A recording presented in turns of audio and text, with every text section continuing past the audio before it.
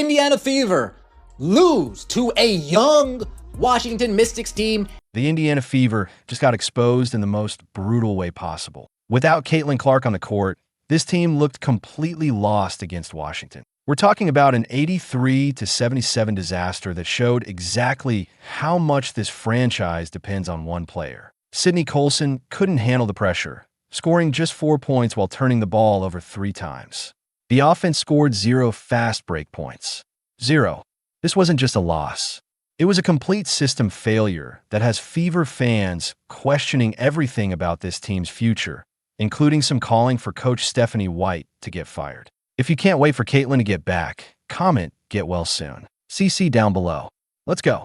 You're watching the Fever's first possession without Clark, and Sydney Colson immediately turns the ball over. That's exactly how this nightmare started. Colson was supposed to be the answer at point guard, stepping into Clark's massive shoes for at least 2 weeks while the superstar recovers from her injury. Everyone expected her to at least keep the ship floating. Instead of rising to the occasion, Colson delivered one of the most painful performances you'll see from a starting point guard. We're talking about a complete meltdown on the biggest stage.